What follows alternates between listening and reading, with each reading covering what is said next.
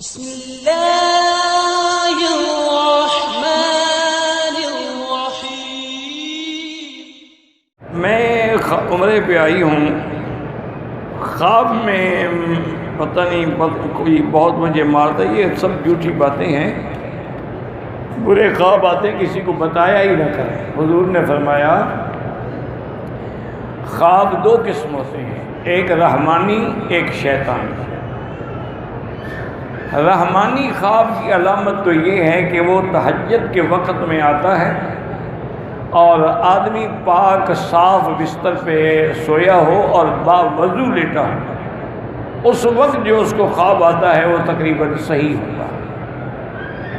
اگر وہ خواب تم نے دیکھا ہے اور صحیح ہے لیکن سمجھ نہیں آ رہا تو حضور نے فرمایا کہ ہر کسی کو نہ بتایا کرو، چونکہ خواب کی ایسی کیفیت ہے کہ اللہ رجل طائر، جیسے پرندے کے پاؤں پہ کوئی دانہ رکھا ہو نا، گندم ہلے گا تو کوئی دانہ گر جائے گا، یہ بھی جب تعبیر کوئی دے دے گا تو اسی طرح واقع ہو جاتا ہے۔ اس لیے ہمیشہ کسی عالم سے، کسی صاحب عقل سے، صاحب فہم سے جا کر اپنا خواب بیان کریں تاکہ وہ تم کو صحیح تعبیر دے، اور جب تک کوئی عالم نہ ملے ہر کسی کو نہ بتایا کریں کہ میں نے یہ خواب دیکھا ہے، کیونکہ خواب بڑی عجیب ہوتے ہیں۔ ایک دفعہ ہارون الرشید بادشاہ کی جو بیوی تھی نا، زبیدہ بیوی، بڑی اللہ والی عورت تھی اور بڑی نیک صالح تھی، جس نے یہ مکے والوں کے پانی کا انتظام کیا اور عین زبیدہ آج تک وہ قائم ہے۔ وہ صبح کی نماز کے بعد رو رہی تھی، چیخ رہی تھی، اور ہارون آئے، انہوں نے کہا کیا بات ہے؟ انہوں نے کہا میں نے ایسا گندا خواب دیکھا ہے کہ مجھے اب آرام ہی نہیں آتا۔ انہوں نے کہا وہ کیا خواب ہے؟ انہوں نے کہا میں نے خواب یہ دیکھا ہے کہ انسان بھی ہیں، گھوڑے بھی ہیں، گدھے بھی ہیں، جانور بھی ہیں، سب مجھ سے جمع کر رہے ہیں۔ تو میری تو چیخیں نکل گئی۔ ہارون نے فرمایا گھبرانے کی بات نہیں، کوئی حقیقت تو نہیں ہے نا، ایک خواب ہی ہے نا۔ میں ابھی امام ابو یوسف اس وقت وہاں کے قاضی القضات تھے، سب سے بڑے قاضی جو تھے بغداد کے وہ تھے، ان کو بلایا اور ان سے بی بی زبیدہ نے اپنا خواب پیش کیا، تو اس نے کہا بی بی تمہیں مبارک ہو، یہ تو بڑا اچھا خواب ہے۔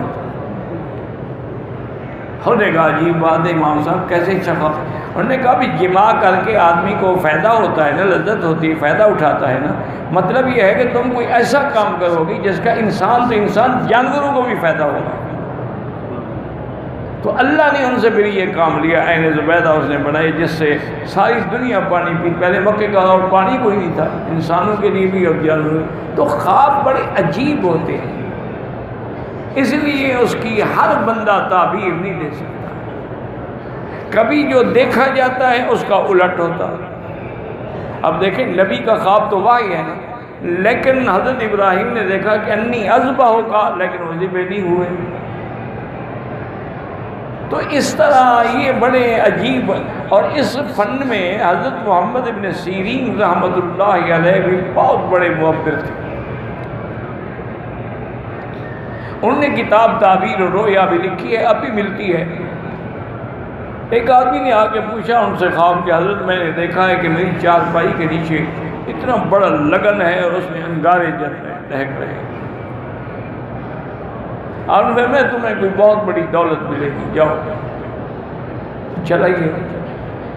کچھ عرصے کے بعد پھر ایک آدمی آیا، اس نے کہا حضرت میں نے بھی خواب دیکھا ہے کہ میری چارپائی کے نیچے اتنا بڑا لگن ہے، اس میں انگارے دہک رہے ہیں۔ فرمایا اس کا مطلب ہے تمہارے گھر کو آگ لگ گئی۔ وہ حیران، عبداللہ حیران، نے کہا حضرت عجیب بات ہے، ایک آدمی خواب دیتا ہے، اس کو کہتے ہیں آپ کو دولت ملے گی، دوسرے کو کہتے ہیں تمہارا گھر بھی جل جائے گا، خواب بھی ایک جیسا ہے۔